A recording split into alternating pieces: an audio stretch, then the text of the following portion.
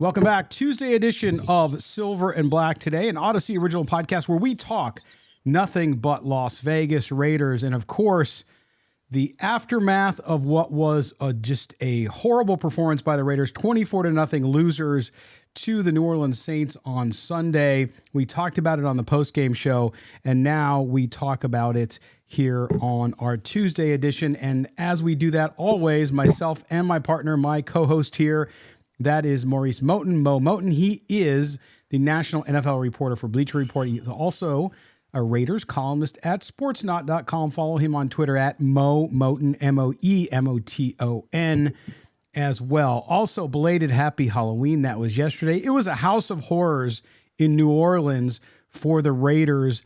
Mo, we haven't had a chance to get your reaction yet, but from the top, we just want to get your overall sense for this game, what impression it left on you, and then we'll get into the rest of this segment, some of the key observations from it and what it means to this team. But your initial reaction to what you saw after watching the game film, after you covered the entire league on Sunday. The Raiders by far had the worst performance from Sunday's games that I saw. And as you said, I take a peek into every game that goes on Sundays. I'm locked in. Usually I have my takeaways Sunday night. A lot of people read that column. I appreciate that. But watching the Raiders game irritated me simply because you have a Saints squad that didn't have their top cornerback in Marshawn Lattimore. They didn't have their top two receivers in Michael Thomas, who's a multi-time All-Pro. They didn't have Jarvis Landry, who I believe is a 5-time Pro Bowler. Their offensive line had been hit or miss all season. Their defense going into that game was giving up the second most points league-wide. The Raiders didn't cross the 50-yard line until Jarrett Stidham got in garbage time.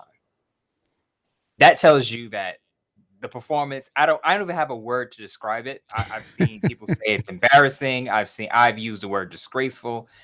I don't know what the worst word is, a synonym for the word disgraceful, but there's a word that you can use that's worse than that. I would use that word. And to me, I wouldn't say that the team gave up on McDaniels, but there's something wrong. If you have now I know Devontae Adams had a bout with the flu, but according to Adam Schefter, he was feeling better before the game. I didn't see any ill effects from him during the game. He had one catch for 3 yards. I know Darren Waller didn't play, but guess what? Josh Jacobs was healthy. Matt Collins was healthy. Hunter Renfrow was healthy. Foster Moreau was healthy. You had enough to at least score some points on Sunday and didn't do that. And if you didn't score points against a bad defense, you have a problem with those players that you have on the roster. Those offensive weapons, you can't get past the 50-yard line. Something has to change. Yeah, and Mo, it's interesting you say that too, because we didn't talk a whole lot Sunday because you were so busy. But a lot of people, including folks who cover the team, immediately were indicting the defense for their performance. And again, the defense at times early on, I rewatched the game this morning again, and the defense early on actually played okay. This has always been a work in progress defense. Nobody thought this was going to be probably even a top 15 defense or 20 defense, let alone a stellar defense. So they were on the field a lot. I immediately challenged that notion during the game and said, wait a minute, this offense has done nothing and can't stay on the field. You have to play complementary football, Mo. You cannot expect the defense or an offense to carry a team entirely. They both have to do their jobs. And in this case, I was much harder on the offense because, again, they couldn't stay on the field. They couldn't get past the 50. They couldn't get first downs yet again. And everybody looked like they had their thumb up there, you know what.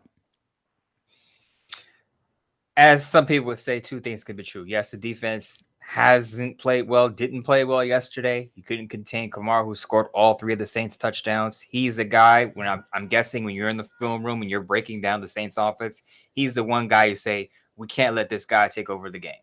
And they let him take over the game, of course. So no one is saying that the defense played well, but let's look at it this way. Even if the Raiders defense had a decent performance and the Raiders defense held the Saints to 10 points, the Raiders would have still lost the game. You know why? Because they didn't score any points. So it doesn't matter. Even if the defense had played well, unless the defense pitches a shutout, you're still losing that football game. Yeah. And that's the thing too. I continually, and I said this on the postgame show with Murph and Evan and David, Mo, was this. Heading into this season, the expectations around the defense where I thought, where they should be. Hey, look, a lot to prove. You and I talked about it a lot during the summer. Young defensive backfield, some unproven guys. They brought in some better talent, some more experienced Deron Harmon, guys like that, along with Nate Hobbs. And so you look at that and you say, okay, how are they going to be? We're not sure. There was uncertainty there, right? The defensive front still the issue. On offense, though, outside of the right side of the offensive line, this offense was supposed to be a Super Bowl caliber offense. I mean, that's what we heard, right? We heard from fans' expectations. We heard from media expectations. We heard all about how this is the best AFC West, and the Raiders included in that. And that has not materialized. That offense with those weapons, there's absolutely zero excuses. I've gotten to the point now where we're going to piss off some fans when we talk about this because I don't care anymore. Don't tell me about who had what coach and what systems and tell me about how, well, the line this and the line that. It doesn't matter. Even when the line holds up, there is not execution worthy of a professional football team. And that's where I'll use, you said earlier about you don't know what word to use for the performance on Sunday. I would say unprofessional. I don't think those guys came to play. They didn't look like they wanted to play. I agree with you. I don't think anybody quit.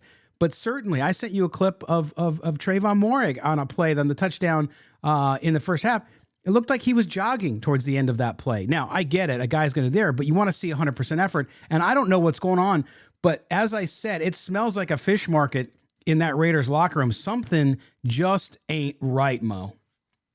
Can we be honest about something? Mm-hmm. And I wanted to say this for the show and not do it on Twitter because I would be answering tweets all day. But when the defense doesn't play well, people have no issues calling out the defense. People have no issues saying, oh, Trayvon Moehrig didn't have a good game. Nate Hobbs didn't have a good game. This player didn't have a great game. Patrick Graham needs to do a lot better. And we acknowledge that when a defense doesn't play well and they give up a bunch of points early or they play half of a football game, we're the first ones to say the defense has to be a lot better. And we're not excusing the defense. But what I don't like is when the offense doesn't play well, people are afraid to criticize the offense because Derek Carr is on that side of the ball. So people don't want to criticize the offense because they know the conversation is going to shift to Derek Carr. Now, even when the offense doesn't play well, but we feel like Derek Carr had a good game, we often say, okay, this isn't on Derek Carr. Derek Carr did what he was supposed to do, and the offense didn't execute. Darren Waller dropped passes, or this player didn't run the right route, or the offensive line played poorly. We're quick to say that this isn't on Derek Carr. In this case, you have Derek Carr. You gave him an extension. I know there's not in this contract, but you gave Derek Carr an extension. You acquired Devonta Adams, gave him an extension. That connection is supposed to be money. What happened? Derek Carr had under 130 yards. Got pulled at the end of the game because the game was out of hand. This is on Derek Carr on the offense. People don't want to say that because they don't want to criticize Derek Carr. They don't want that conversation. But this is on Derek Carr on the offense and Josh McDaniels, of course. Well, and they don't want to lose an argument, right? So all the people who don't like Derek Carr, who don't believe in Derek Carr, I'm not talking about the argumentative wackos who go crazy about Derek Carr and wish him ill will and all that kind of stuff. I'm just talking about people who legitimately like Derek Carr. A lot of these people don't want to give in. They don't want to admit when he doesn't perform well. And you look at the game in New Orleans and you look at what Derek Carr was doing. I called it out too, as did others. Hey, he's underthrowing the ball. He's overthrowing the ball. On the first drive, the pass to Matt Collins was a bad throw. If he hits that throw, it's a touchdown. Okay. So, and then the interception, the bounce off interception into double coverage underthrown. So look, you cannot make excuses for that. And I saw people after the game make excuse. Well, he was under pressure the whole game. Yeah. Guess what? Every quarterback's under pressure. Okay. And the throws we're talking about, he wasn't under pressure. So you can't have it both ways like that. And I agree. I think there's a lack of honesty and a lack of admitting when things aren't working well. And I want to talk in the next segment too, specifically about the Derek Carr situation, because you mentioned the contract. But this offense, to me, all the money spent on the offense, you can't tell me, where, I asked it on the postgame show, where's Hunter Renfrow? Foster Moreau was there, but Derek Carr looked skittish in this game. He looked like he wanted to get rid of the ball as fast as he could, although he's still taking over 3 seconds to get rid of the ball, which ranks at the bottom tier of the NFL when you look at the top 15 quarterbacks. So you look at that and you say to yourself, what's going on? And Josh McDaniels, yes, blame the coach, absolutely. But the issue here, though, is they still execute on the field. The coach cannot go on the field and do it for you. What are you seeing here? I mean, if we had the answer, we could tell them and hopefully they would fix it, but we know that's not going to happen. But Mo, you look at this team and you have to look at the culture that's being built. It's a new regime. And Murph brought it up on the show on Sunday. This team, all that they went through last year, never gave up. They fought hard. They won some games by the skin of their teeth and they got in the playoffs. This year, it doesn't look like anybody's having fun out there. It doesn't look like anybody has any intensity. Do you look past the coach there, or does that stop at his desk? Part of it is the coach. And I hate when people say, "Oh, these players are making millions, so they shouldn't need any type of, a push or any type of, what's the word I'm looking for? Leadership to get them to play hard." And I will say this, if you've ever been around someone who's at a good job, right? They're making great money, 6 figures. Even the richest people need motivation. There's a word called complacency. And I will say in the NFL, other players would tell you, not all players in the NFL play for the same reason. Some guys like what the game gives them as far as access to things and money and stuff like that. But on game day, it's just kind of like, well, I'll go out there and I'll just suit up. But I'm going to get paid anyway. Even the richest people need motivation. Sure. The billionaires out there, you see, they need motivation. Yep. So don't tell me that the Raiders don't need leadership. That's number one. To answer your question, number two, what got me angry Monday morning, Josh McDaniels on his Monday presser basically said every teams lose games. Yeah. Every team loses games on Sundays or whatever. And my response to that was I nearly blew a gasket, and I had a series of tweets after that Vic Tafer, I think, put the quote out. And I responded, and I was like, what type of response is that? Now, people say, oh, that's just coach speak. He's not going to give much to the media. I get that. But the good coaches talk to their players through the media, too. I've seen Andy Reid do it. I've seen even Belichick, as short and cringe as he is, he does it. The good coaches talk to their team through the media when the message is not getting through in the locker room, because clearly something is not getting through in the Raiders locker room. And when you have a quote like that saying, teams lose every Sunday. There's a difference between losing and, as I said on Twitter, getting your butt kicked. And the Raiders got their butt kicked on Sunday. And when you turn in a performance like that, you need to turn it up a little bit, because obviously you're 2-5. You lose that game in that situation, 24-0. I know the games have been competitive, but I also pointed out that the Raiders have either started slow or given up 3 possession leads in every game this season except for the Denver Broncos. With the exception of the Denver Broncos game, which they played exceptionally well in that game, put up 32 points, gave up 23. They have started slow early in the game and had to dig themselves out of a hole, or they've botched big leads. The Cardinals, the Chiefs, up 17 plus points in both those games, a loss. So you cannot tell me there's not an urgency problem in that locker room. And when he has a quote like that, it's a big deal. Now, if the Raiders were 5-2, 4-3, I wouldn't make a big deal of the quote, because I would say, well, the product on the field doesn't reflect that. But the product on the field reflects that the team has an issue with urgency, and it's very clear to me. Yeah, and I keep hearing these things about, well, the Raiders are better than their record. No, they're not. Clearly, they're not. The close losses, it doesn't matter. They're losses, okay? Now, they talked a lot about that going to the broadcast, and I, too, was irked by Josh McDaniels. I'm irked by him because he's not Bill Belichick. He can't be in a press conference in his first year back as a head coach and be as deadpan as Bill Belichick. That guy's got 6 rings, right? So he can kind of do it. He's earned that. He's there. Josh McDaniels is so void of any intensity himself. And I'm not saying he's got to be Mike Ditka up there. I'm not saying that at all. No. But to your point, when you ask a question, a pointed question, well, we're just, we believe in these guys. Look, hey, the aw shucks, we believe in everybody. The crap doesn't work because it hasn't worked, okay? You're 2-5. You're 2-5. You're halfway through the season, and you went way backwards in a game 2 weeks after your bye. So the excuses and all of this stuff that's happening now, I'm not in the boat of a lot of Raider Nation, and I know you commented on this publicly yesterday, Mo, which is Josh McDaniels is not going to get fired. I don't care how many meetings. Now, if they go on and lose 4 more games and people are quitting on the field and it's so evident, yeah, maybe. but I just don't see that happening. He makes it through the season. After that, I don't know. Depends how it all ties up. If they end the season winning 5 in a row, you never know. You're on an upswing. But right now, I think that you have to look at the organization. If you're Josh McDaniels, you're Dave Ziegler, you got to have a conversation and say, okay, what do we do now? What do we do right now that's going to have a significant impact to reach these players? Is it benching guys? You bet your butt it is, okay? Is it changing out guys, giving other people opportunities? Yeah, because guess what? You can think that was your best lineup, but they're not performing. If you're not performing, hey, if I got a person on my team that I manage, Mo, and they're not managed. If I had a writer and he's covering the NFL and his stuff is coming in late, it's not very good. He's doing the minimum, but he's not really generating any interest in what we're writing about over at Bleacher Report or Sportsnet, wherever I may be. Then guess what? I'm going to give him the assignment to somebody else who wants it more, who's going to do it. Might not be the best writer, but they're going to give me a better effort and they're going to have a better outcome because of that.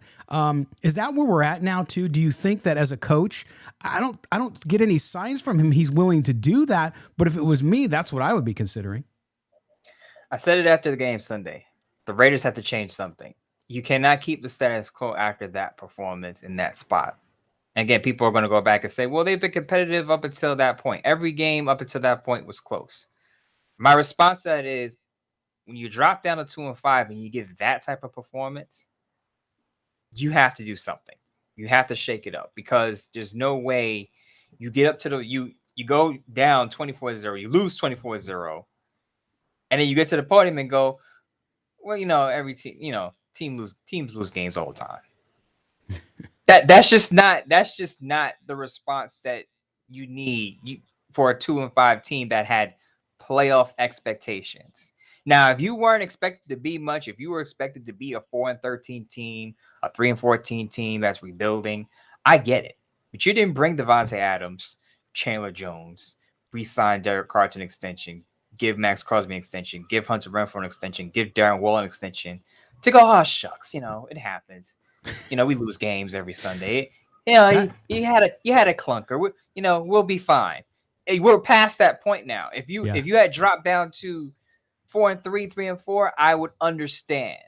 You are now 2-5, and at this point, unless you go on some miraculous run and rattle off 6 wins in a row, you're probably not going to make the playoffs. So you're probably gonna take a step back from last year. And last year you had less talent on the roster than you had, significantly less talent than you had on the roster this year. Now I know schedules are different, but with the talent you have on the roster and the extensions that you gave out, you should be better than 2-5. Absolutely. And you brought up the offense, and we're going to save that. We're going to take our first break right now here on Silver and Black today. And then when we come back, we're going to talk specifically, we're going to dive deeper on the offense. I want to get down to some nitty gritty on that one. Not only are they coming off their worst performance of the season, but there's a lot of question marks there, from quarterback to offensive line to play calling, you name it. So we're going to get into that. By the way, make sure if you don't already subscribe to the podcast, please do that for us. You can do that wherever you get your podcast. Just hit subscribe and then turn on the auto download. That way, anytime there's a new show, you will get it right on your phone or your other device, your iPad, and whatever you're listening on. We certainly appreciate that as well. All right, when Mo and I come back, we're going to get into the offense. What's going on with this heavily loaded and invested in offense for the Raiders? It continues to sputter. We'll talk about that next here on Silver and Black today. Don't go anywhere.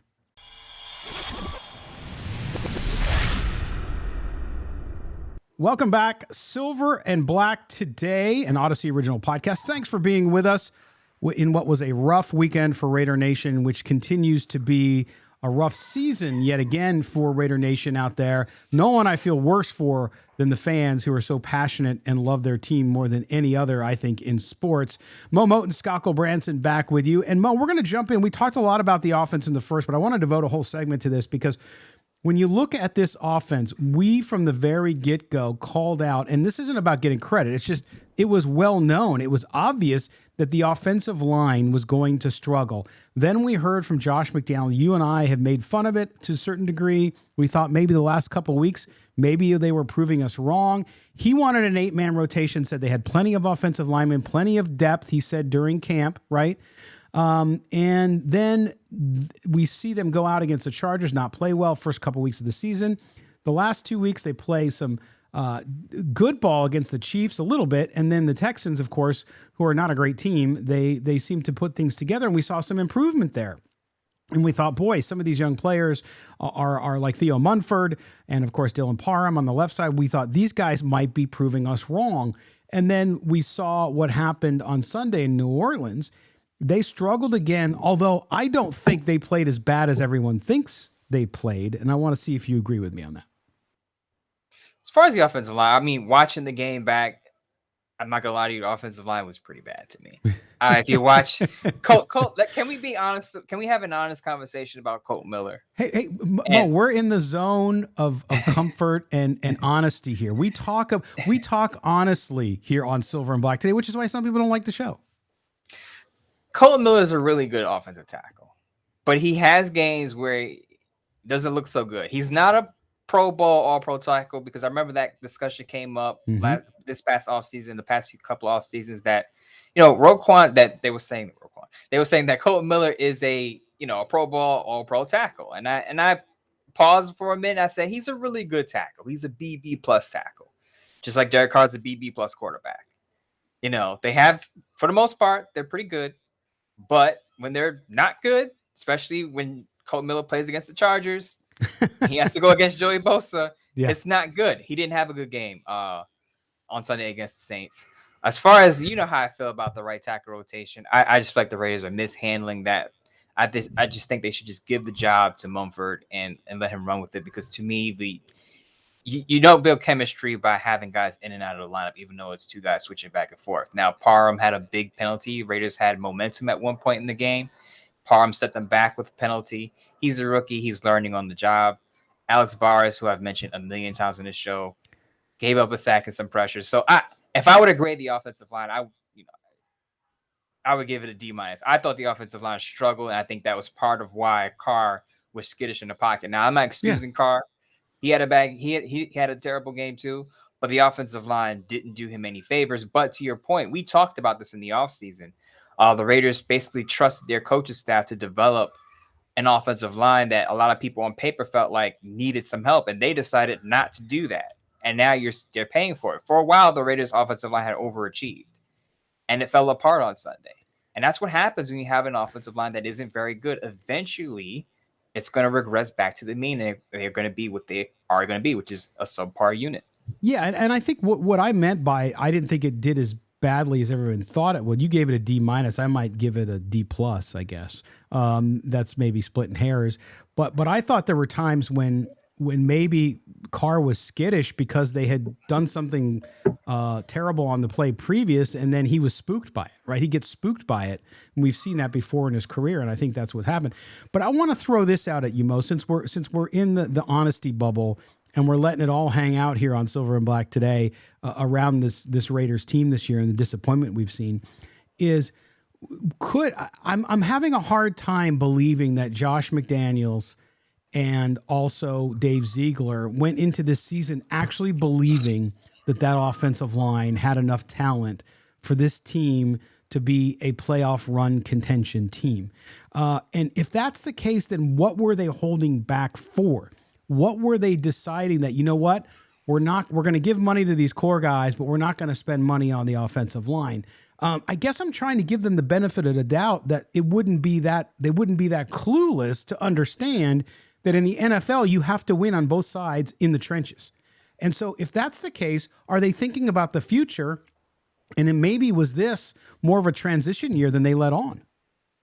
No, I actually think that the coaching staff just had too much confidence in development. Sometimes when a new regime comes in, they look at the same players that the old regime had and said, well, they'll be better in our system. We'll coach them up and they'll be at least average if we can get through the year with these players, and then we'll get our own players in the following year. So I don't think it was more of we're just going to wait till next year to fix the offensive line. I just think that the coaching staff felt like we can coach these guys up, because it's not like the Raiders didn't have the money to go out and get help.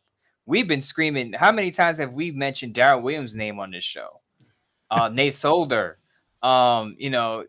other guys, other free agent tackles that may still be available. The Raiders just weren't interested in them. I remember Tashawn Reed on The Athletic put out an article saying that the Raiders felt like the guys that they had were equal or better than the guys available on the free agent market. So the Raiders obviously felt like they can coach up the guys that they already had, and they didn't need the outside help. Well, it turns out, maybe wrong about that. Yeah, I would think so. But it remains, yeah, it's a head scratcher because you give a guy an extension at quarterback, you give all that money to your core players. That indicates, as we talked about it, that you want to win now. And to your point, you invest in key areas and to think, and maybe that is the hubris here, right? Which is you think you're so good that you're going to take a marginal player and make him a Pro Bowler, right? And that's not going to happen. It didn't happen, and it's blowing up in their face. They also did it on the defensive side, and we'll talk about that later. But now we'll bring up the conversation that'll get everybody riled up. And it's something that you and I have hinted at actually throughout the course of this year. And we both thought Derek Carr would have an excellent year. So far, we're both completely dead wrong. Okay. There's been spots, but overall it's been inconsistent. And from a 10-year veteran who just got an extension, I can't believe that he's been playing as poorly as he's played. And I said it the other night, and even Murph from the fan perspective kind of started to agree with me, which is it just might be time, Mo. It might be time if the Raiders have less than a 10% chance or something like that to make the playoffs this season. Okay. Let's not even talk about playoffs anymore on the show because I just don't see it possible. Doesn't mean you can't see improvement and this season can't be turned in the right direction. I'm not saying that. What I am saying though is let's not talk about playoffs. If this team doesn't make the playoffs, and they continue on the trend they're on, meaning they maybe win 5 or 6 games, then you're talking about a top 5 to 10 pick, okay, in the NFL draft coming up in 2023, excuse me. Then you start thinking about, hey, I can opt out of the Derek Carr contract and go get a new quarterback. Then you're starting over. I mentioned this yesterday and on Sunday, and people were talking about, well, you just signed Davante Adams, want to leave then. And what do you do then? So I can't actually believe that people are arguing with me that they should keep Derek Carr for the purpose of keeping a wide receiver. I know he's a great wide receiver. Don't get me wrong. Guy's amazing. But you don't win NFL championships building around a wide receiver. It doesn't happen, okay? It doesn't happen. So you look at that. Is it perhaps, if we go on this trajectory and this team doesn't win more than 6 games, or 7 games even. Do you think then that is a realistic approach that maybe, you know what, it's time, you're going to have to strip things back down again because it didn't work out. And even though you signed some core guys, you're going to have to go out and think about the future and it's time to say goodbye. And better for Derek Carr perhaps as well. Now, I wouldn't say strip things down, but what I will say is that if you have a top 5 draft pick, you're going to consider a quarterback depending on who's available. So if you have a shot at Bryce Young, and you think that he can elevate your team more than Derek Carr can because of his upside, you're going to take that quarterback if he's available. Now, I doubt Bryce Young is available if, let's say, number 5. He could probably go number 1. Mm-hmm. It's a possibility, depending on how things shake out. Now, we don't even know if he's going to come out yet, so that's the other thing. But I'm just saying that with a top 5 pick, you're open to a quarterback change. I know fans don't want to hear that, but it's the nature of the business. Now, back to the Davante Adams point that you made. He understands that this is a business. Now, I'm sure that Derek Carr being in Las Vegas played into him wanting to play for the Raiders, right? But he's also said he grew up a Raiders fan. Let's remember that. So I'm sure if business happens, which it does in the NFL, and the Raiders decide to trade Derek Carr and he agrees to waive his no trade clause, or remember he said he would only play for the Raiders and he would retire if it's not in silver and black. If he decides to retire, if the Rays want to move on, I'm sure he would understand the nature of the business and go, well, I'm here. They signed me to a new deal. They've just signed me to this lucrative extension. I'm here to play football. My football career doesn't begin and end with Derek Carr. Right. And that's where I think people think he is, though, and I just don't believe that. I look at it and I say, you're crazy because, look, Davante Adams, there's no question they're good friends, okay? Yeah. But I'm also going to say things as the wide receiver just coming over to the Raiders with my quarterback who I know is embattled and that half the fan base is iffy on and the other half of the fan base loves him, right? He's a polarizing guy. I'm going to come in and I'm going to say all the right things. I'm going to say, man, yeah, I'm here because of Derek. And yes, I want to play with him. If he wasn't a Raider, I don't know that I would have come here. You're going to say that. I'm not saying he's lying. I'm just saying you're going to say all the right things because you want to bolster your teammate. So this idea that if Devontae Adams doesn't have Derek Carr, he's going to walk out and demand a trade, I mean, it's unrealistic. Yeah, like I said, his career is not tethered to Derek Carr. Him and Derek Carr will be friends while they're playing and after their careers are over. They could still be friends. He could still call and talk to Derek Carr all he wants to after the football games. He's not. It's not a situation where Derek Carr leaves. He's going to leave. I highly doubt that. But to the point, though, to the question, if you do have a top draft pick, that is certainly on the table. The thing is, the Raiders have a small window to make a decision on Derek Carr's contract because of that small window of having an out without having to be settled with a lot of with any dead cap owed to him. They have to make that decision before the draft. So it comes down to, after the season, where are we? Are we 5-12? Are we 6-11? And if we are 5-12 or 6-11, do we see a quarterback in this draft outside of maybe the top two that can give us a higher ceiling than Derek Carr? Once you answer that question, you make your decision and you move accordingly. Right. And if you look at this draft, obviously has some very talented quarterbacks. We talk about three of them particularly on this show. But you look at the teams who need quarterbacks. If you look at draft order based on this week, Detroit, Houston, Carolina, Pittsburgh, then Jacksonville, and then the Raiders. The Raiders currently sit sixth. I think they'll actually finish better than that and actually dip down on that list, maybe towards 10. But if you look at those teams, Detroit needs a quarterback, right? Because they have Goff, but they're going to eventually move on. Houston needs a quarterback. Carolina, we know, needs a quarterback, okay? Pittsburgh, they have Kenny Pitt, but who knows? If you can get somebody better, you might. Jacksonville's good, at least for now. And then you have Tampa Bay right down there in the top 10, as well as New Orleans and Denver. They all need the next iteration of quarterback. It's a tough year to need a quarterback. And then even if they finish, unless they finish in the top five, there's an opportunity there, but clearly Raider fans don't want that. But we look at the Derek Carr situation, Mo. Let's talk about on the field what we saw Sunday. My observation was, yes, when he was under pressure, which is not his fault, clearly he got skittish in the pocket. There were times when he could work his way out of the pressure, meaning the pocket collapses, there's an opening to his right or to his left where he could move and use his legs to get out of the way and perhaps extend the play. He didn't do that. We've seen him do that. He did it better, a lot better last year, where we saw him use his legs to do it.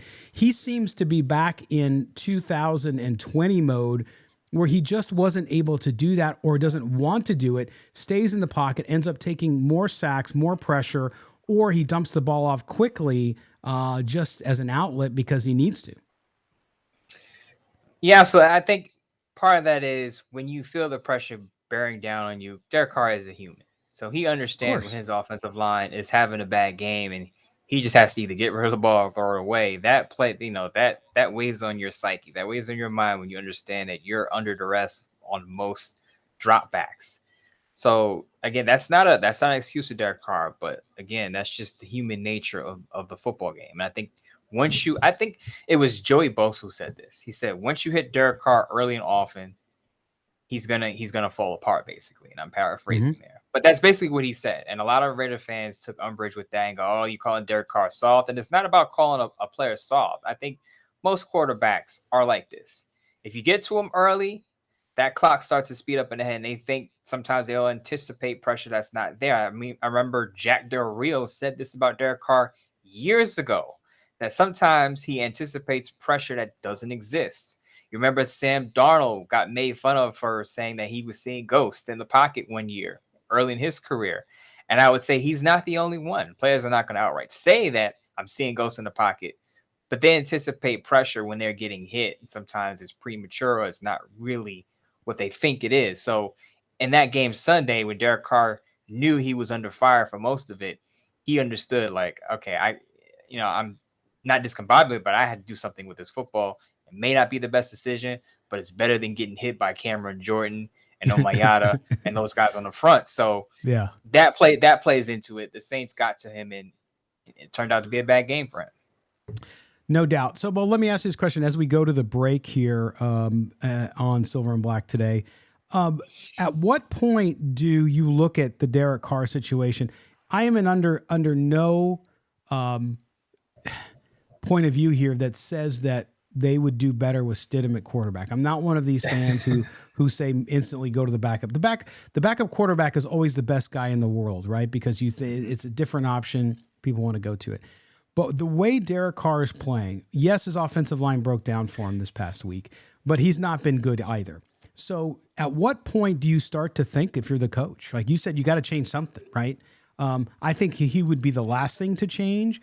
But if he continues to play like he does, again, it's a question of confidence. If the coach doesn't have confidence that you're going to lead the team down the field to win offensively, then you pull him. Do you think that we're getting closer to something like that, or do you never see that happening with Derek Carr because of who he is and how he might react? I don't think we're close to that. Raiders fans are going to cringe, but understand this. They gave Derek Carr a new contract. He has a no trade clause. If you're benching Derek Carr, basically you're saying we're going to draft a quarterback in April.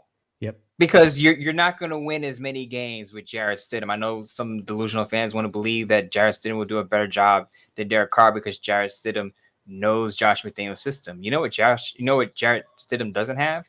Doesn't have Derek Carr's arm talent. Nope. He does. He's not as good of a quarterback as Derek Carr. So even if he knows the system or not going to perform as well as Carr. So once you bench Carr, you're basically telling your team, wave the white flag.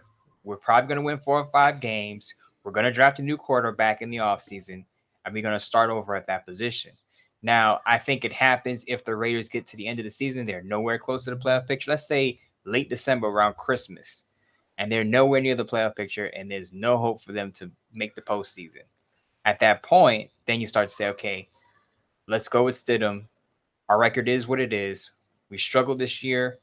We're going to go into the offseason with a new outlook at the quarterback spot. Mm-hmm. That's when I think it could happen. Weeks 16, 17, 18.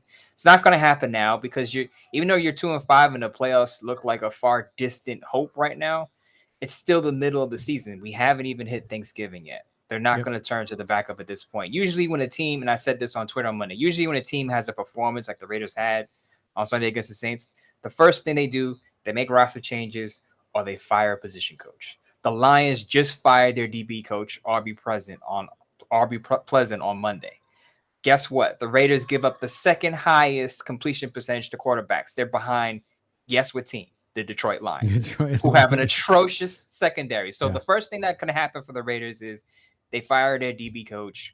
They fire some position coach because an area on the roster is underperforming. So that's the first thing that happens.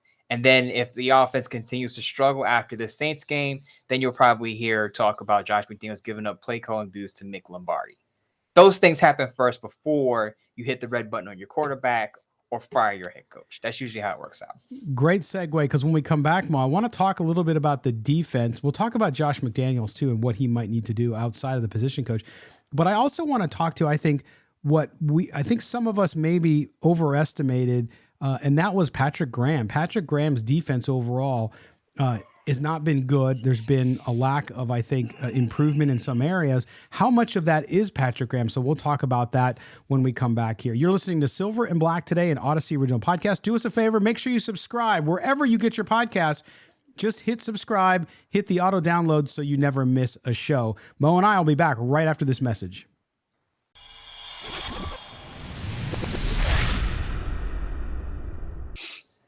Welcome back to Silver and Black today, an Odyssey original podcast. Thank you guys for subscribing to the show. Wait a minute, you don't subscribe? Are you kidding me?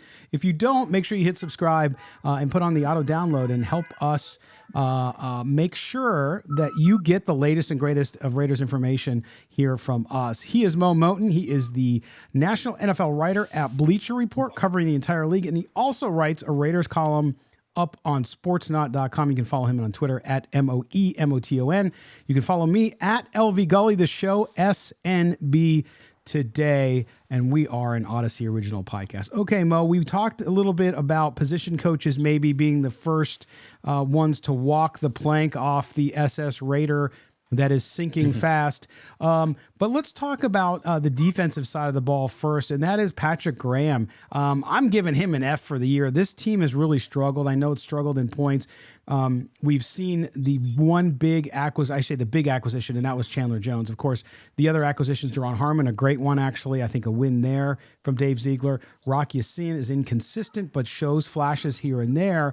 But overall, Patrick Graham's defense just hasn't performed well all the way around. When you look at that hiring and what he was able to do before he got to the Raiders in New York and so on, did we maybe overestimate how good and maybe what Patrick Graham was going to be able to do with the guys he had on the roster? I think when you've had mediocre defenses, as the Raiders have had in the past years, you're looking at it as how much worse could it get than what the Raiders have, right? You're like, how much worse could it be? This guy can't be any worse than the previous, right? And you look at Patrick Graham's defense, and it's the second worst in the red zone. Secondary, as I said, the pass coverage is giving up the second highest completion rate to quarterbacks this season behind the Detroit Lions, who just fired their DB coach. And you're looking at players who just not showing up. I know I've been big on Anthony Averett, hasn't played well, as you said. Rock Ya-Sin, inconsistent. Nate Hobbs, even before he got hurt, struggled. Trayvon Merrick is the big surprise disappointment here. He had a promising rookie season, not playing so well this year. Denzel Perryman, I saw him make a huge mistake on a Kamara touchdown, because Kamara scored all the touchdowns, but he guessed wrong. There was one point where he went to the flat and Kamara cut inside, and he got mixed up in the wash with a couple of receivers and defenders, and he just blatantly guessed wrong. So that was on him. But technically, you're supposed to coach those things and let those players know what they're supposed to do on certain situations. So to answer your question, he's flat out a huge disappointment. And it's funny because one tweeter responded to one of my early tweets on Monday, and he said, notice the Giants defense got better after Patrick Graham left. That's a good point. Wink Martindale is doing a fantastic job with that Giants defense. I know he blitzes a lot, but he has a system. It worked with the Ravens for the most part. I know it kind of went off the rails in his last year in Baltimore, but they had a lot of injuries on the back end. For the most part, Wink Martindale has been a great defensive coordinator. But I did say before the season that the one unknown with Patrick Graham is he hasn't been a coordinator for very long. Exactly. He hasn't been in one spot. Yeah. He had 1 year with the Dolphins, and they weren't a good football team, so the defense struggled. He had one good year with the Giants and then a bad year with the Giants. He doesn't have a long history, so you don't really know what to expect. And when the Giants defense struggled under his tutelage, I remember Logan Ryan said he had to pare things down and basically simplify the defense so players got their assignments right and the communication was a lot easier. Maybe that's something they should do this year, because whatever he's been doing hasn't been working through 7 games. And he said he was going to tweak things over the bye week. Apparently that didn't help, because still giving up way too many points. So yeah, a lot of people may have overestimated what Patrick Graham could do. And I think it's hopeful optimism from the fan base. But as far as us being talking heads and being part of the media, we have to be the ones that say, look, this is the bad and good. These are the pros and cons. And as I said, he doesn't have a long history. So we don't have a history of him having success over a long period of time. So you're kind of treading in unknown waters, and we're seeing that it's not as good as fans wanted it to be right now. Well, we heard the same criticism that we're hearing about Patrick Graham's defense around Paul Gunther's defense, another PG, right? Initial wise, which was he had to simplify the offense. It was too complex. Well, now you have that issue again, and it seems as though we're running into that again. Mo, with the time we have left, I want to go back to the Josh McDaniels conversation. You leading off the show, and I know how much it irritated you, and it did me too as well. And it took me back to the excuses, the idea that lots of people lose football games. They didn't lose 24-0 and get shut out for the first time in 8 years. But you see that there seems to be some sort of lack of awareness for Josh McDaniels on how to say things, how to address. Not just the media. I mean, not that he doesn't answer the media's questions. He does. But he reminds me a little bit in a much different kind of style to what used to bug me about Gruden. And that was every time the Raiders would perform poorly, Gruden had excuses. Well, how many teams have 14 guys on the IR report? How many guys are out with COVID? How many guys we don't have time because of COVID. We can't practice as much. There was a lot of excuses. He would say there's no excuse, and then he would make excuses. I see the same pattern with McDaniels. I really do. But not just that. It's almost like He's just not even aware of what he's saying and how it sounds, not only to us, and we don't matter at the end of the day, right? Because it's the team that matters the most. But even to the team, you start to think, and you said it earlier, when you sometimes have to come out and you got to put people on notice publicly, right? In a roundabout way. You don't come out and call a guy out by name, but you say, you know what, we got guys in the locker room who don't show up to practice. And you know what, if they don't show up to practice and they don't get on the field and do what they're supposed to do, then we're just going to go with a different option. Stuff like that, where in your essence, you might be telling two guys. You say it to the world, but you're telling two people. He doesn't seem to be doing any of that. And I don't know, what is the panic button time for this guy? Is the panic button when you're in week 15 and you have 3 wins? I just don't know or understand where he's at. And it makes it really difficult because everybody wants to fire him. And I understand why. That's an emotional reaction from a fan base who's really upset and had really lofty expectations. But with this guy, we talked about it a couple weeks ago, the Nathaniel Hackett thing in Denver, right? Where they brought on a senior advisor. I think Josh McDaniels needs help. I think he needs somebody there who's going, because he's clearly not getting it either, that's going to tell him, hey, Josh, you might want to do this or do that, or hey, let me give you some advice, because I don't think what he's doing all the way around is working. Now, let's remember, Josh McDaniels is still a young head coach. I know this is a second stint, but he's still a young head coach who's still learning on the job because he only had 2 years in Denver. They ran him out after 2 years. So within 2 years. So what I will also want to say is I don't want to beat up on too much of what Josh McDaniels says at the podium, because we're asking these guys to be head coaches and not, public speakers. Right. But as I said, but even with Gruden would call guys out. I remember there was one year where I forgot who it was, but the cornerback position was in flux. And basically someone else, Casey Hayward, had basically won the job over it was Damon Arnett. Yep. And I forgot exactly what Gruden said, but during the offseason, he said basically it's Casey Hayward's job to lose. Now, he didn't say those words exactly, but when he said it's basically Casey Hayward's job, he's putting Damon Arnett on notice. He's not calling names. He's not naming names. Because I'm not asking Josh McDaniels to get up to the podium and call guys out by name. That's not how you handle the situation. No. But you can say things subtly and send a message to certain guys or one particular player without saying a name, and he'll know that you're talking about him. So that's my point, is that when you have a game like that against the Saints where you're completely flat, you may need to call out your team a little bit. Not by name, but just in a general sense, because again, whatever you're doing in the locker room privately is not working, is not getting through. So when that doesn't work, you got to go to plan B. You got to do something different to get something better out of your squad. Right. Like going to the podium and saying, look, our offense didn't perform well. Those guys didn't execute. They knew the game plan. They just didn't do it. They couldn't execute it. They need to all look in the mirror and figure it out. So there you go. You could be talking about Derek Carr. You could be talking about the offensive line. You could be talking about Foster Moreau. You could be talking about Devontae Adams. You could be talking about all those guys or a few of them, and do it in a way. So I agree with you.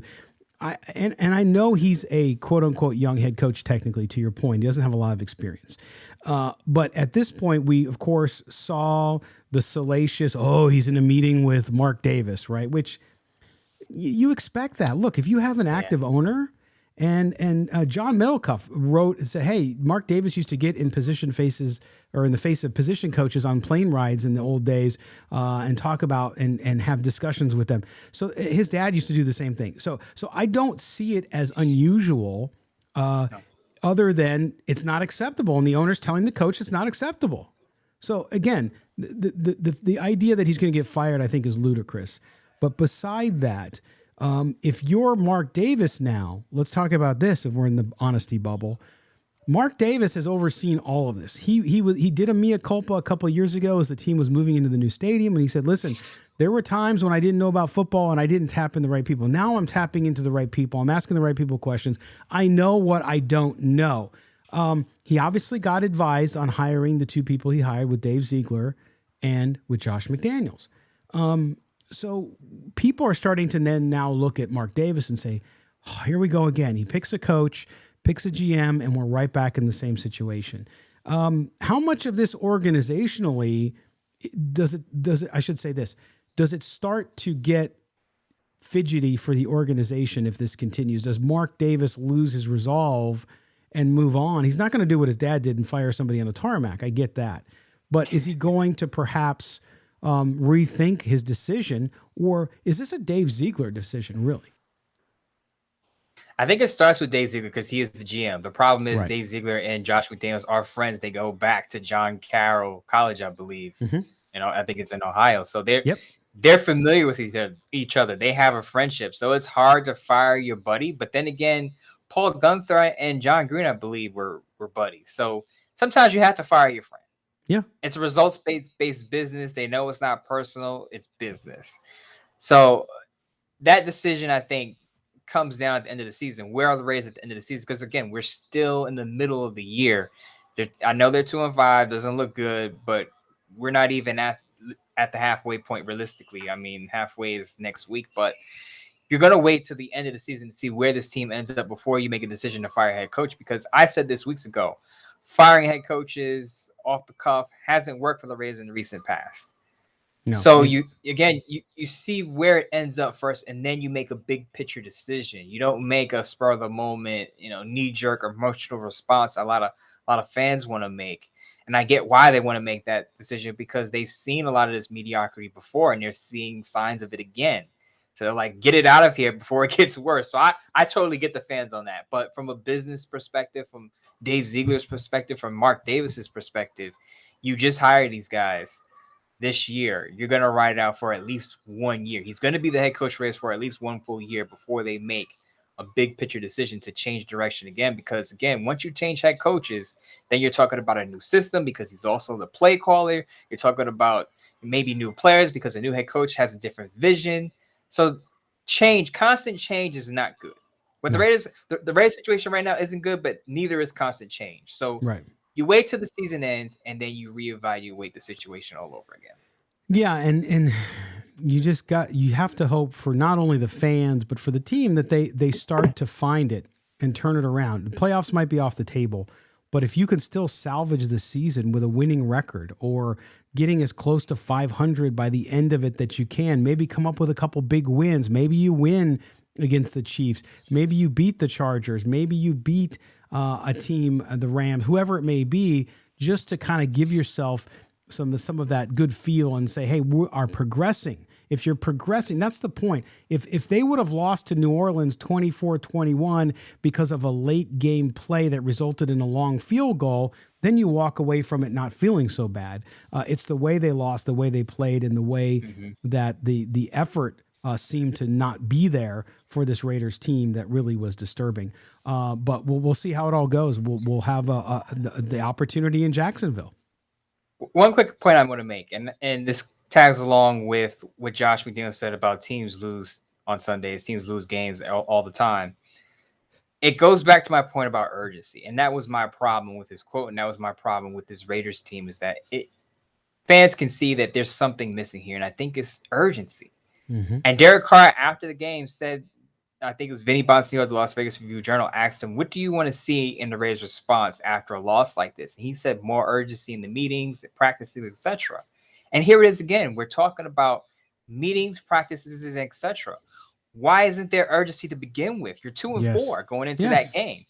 You shouldn't have to lose 24-0 to then have more urgency. Now, of course, with Derek Carr, it starts with him because he didn't play well either. But for the team across the board, why is there a question in their response? They need to respond with more urgency. Again, you are a team with pleth expectations going into the year. You dropped to 2-4. You dropped to 2-5. The urgency should have been there coming out of the bye. Yeah, and even national observers are looking at this, and I saw it a multitude of pundits on Monday, really just sitting there befuddled and saying, "I don't know, I can't figure it out." They have the talent. During the broadcast, Trent Green said it. He said, I didn't expect the Raiders to get blanked here. I think it was Kevin Harlan and Trent Green were talking. They were like, we didn't expect this. We sat out here on the show and said, it's going to be a high-scoring game. We both predicted the Raiders would win. I'm sitting there and I'm shocked. I look at the game because, of course, I'm watching multiple games. And I look over and the Raiders are down 17-0. And I'm like, what is going on? Like, I can even understand if it was a close game and and they lost, and because the Saints had extra time to prepare, and they're just playing their hearts out because their season's kind of on the line because they came into it with a poor record as well.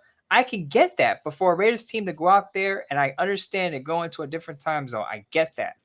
But so do other teams. They're not the only teams that have to travel across multiple time zones to play other teams in football games. They understood what the challenge was. And you come out there and you don't put up a point and you don't cross the 50-yard line with your starters in the game. That's disgraceful. It's unacceptable. It really is. And not only that, but Vic Tafur asked Derek Carr after the game about the urgency question, and he got the standard answer of, well, yeah, that's on all of us. And Vic drilled down and said, does that mean you too? I mean, don't you own that? And he said, yeah, I own it. Right. Now I would expand a little bit on that, but he got what he needed from the question, which is there's no hiding from responsibility, no matter who you are on that team, including Derek Carr. Everybody on that team and up to the coaches is responsible for what happened. You can't point fingers. It's on everyone. That's how poor of a performance it was. And so now you have to move forward. Fans, I'm going to lecture you right now. You have to move forward. It's time to move forward. Yes, they got a lot of splaining to do, as they used to say. But at the same time, that's all you can do. You can move forward and say, okay, Jacksonville's next. They're staying on the East Coast. They're staying in Florida all week. Let's get ready for this game. So the time zone excuse gone. And the rest of it will have to come together. But Mo, we'll get into the Jacksonville Jaguars game coming up on Thursday as well. But the trade deadline obviously is later today. If you're listening to us in the morning when this podcast is released, the Raiders could be sellers. I don't think definitely they're going to be buyers. I'm in favor of looking what they can get if at this point. I mean, a lot of people disagree with the Josh Jacobs opportunity. Maybe if someone comes at you with a third, that might be too high. They could probably get him for less. But do you expect any movement by the Raiders here as far as selling off some of the talent they do have? I expect movement, but I don't expect any blockbuster moves. Right. Let's say they trade a Divine Diablo, because the Divine Diablo is low-key been a disappointment. Yeah. Not a very good coverage defender. He was I want to say picked on, but he's given up a lot of yards over the past few games. So I could see a move like that, a player who's not necessarily a household or a big name getting moved, but I don't see a blockbuster move either way. You don't see Jacobs maybe? You don't think they're listening to offers for Jacobs where they're at 2-5? Of course, a general manager's job is to listen to offers. So I'm sure they're listening to offers for Josh Jacobs, but unless it's something that blows them away, because he has been the engine of their offense. Let's be honest, when the Raiders offense has performed at its best is when Josh Jacobs has been at its best. So trading Josh Jacobs would then kind of indicate that we're taking a step back offensively, because again, this guy has helped us get some wins. So if you're trading him and you're saying, okay, we got Zamir White now, you're saying, okay, not that we're waving the white flag, but we're willing to take that risk of taking a step back to move forward in the future. And now I don't know how that would sit in the locker room, giving up one of your best offensive players. Well, and I know I'm being Monday morning quarterback here because I was adamant that they should not do a 5th-year option on Josh Jacobs, and I guess I was wrong to a certain degree because they gave the money instead to Hunter Renfrow, Darren Waller, and Derek Carr. And we haven't seen the performance out of any of those three that we expected so far. But yeah, it'll be interesting. We'll see what they do by the end of the day. I know you're going to be busy all day covering the trade deadline, so we appreciate it. All right, Mo, we will talk to you next on the Mailbag Show, and then, of course, we'll see you on Thursday. Hopefully, I'm in a much better mood because watching the Raiders game and seeing Josh McDaniels quote just totally made me upset on Monday. So hopefully I'm in a much better Yeah, spirit. We don't want moody Mo. We want excited Mo. So we'll get back to that. All right, my buddy. We'll see you soon. All right, for everybody here at Silver and Black today, an Odyssey Original Podcast, we appreciate you guys being with us. If you're listening to us on audio, please subscribe to the podcast wherever you get your podcast. And then, of course, if you're watching us on YouTube, yes, the shows, you can also check them out and watch them on YouTube. Hit the subscribe and the notifications button. That'll help us out significantly, but we appreciate it. Hang in there, Raider Nation. It will get better. For Moe Moton, I am Scott Gulbransen. We'll talk to you next time.